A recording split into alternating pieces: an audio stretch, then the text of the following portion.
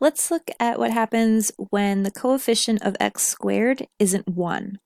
So when the coefficient of x squared isn't 1, we can't go ahead and complete the square. We can only complete the square when the coefficient of x squared, or the a term, is 1. So we have to go through the process of factoring it out. And let's do that. So let's see. First of all, I'm going to do the same step that I would have done if a was 1. And I'm just going to leave space to complete the square and move c off to the side. But before I go ahead and do that, I have to factor out the 3. And what I found most mistakes occur is when they forget to factor this 3 out of the b term. So you need to factor the x squared and the x. So that's going to be minus 6x plus 5 still there. Now I can go ahead and complete the square here because I have this a being 1.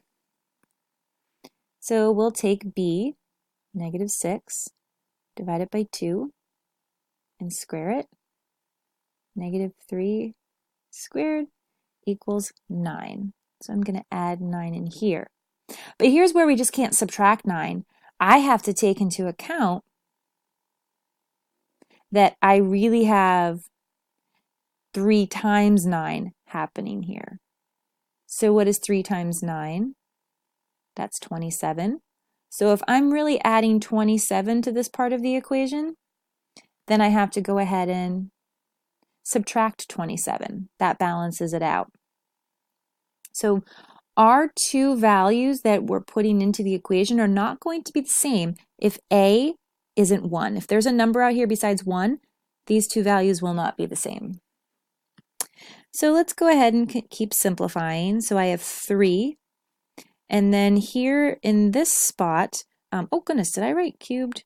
Let's make that a squared. We're going to have x minus 3 squared. So this would have factored into x minus 3 times x minus 3. X minus 3 squared. Some of you are now skipping that step, but you don't have to. You can go ahead and factor this. And then I have 5 minus 27, and that's negative 22. And I can keep putting my f of x down here and know that this is my vertex form. And my vertex is 3, negative 22. And now when I go ahead and want to solve, I am going to just set it equal to 0. And then I'm going to add the 22. So let me make that more clear. So we add 22 to the other side. 22 equals 3, x minus 3 squared. Need to divide by 3. Can't take the square root until that's gone. So I have 22 over 3 equals x minus 3 squared. Again, you can be skipping some of these steps if you feel comfortable taking the square root of each side. We can't forget that now we have plus minus, and we're going to leave 22 for now over 3 under the radical equals x minus 3. We're going to add the 3 over, so 3 plus or minus square root of 22 over 3 equals x. So these are really our zeros, but it's not in a simplified form that we like mathematically. So we went over the quick trick to get this more simplified, is that if you have a fraction under the radical, you take the denominator of this fraction, and that goes in the denominator of your one single fraction.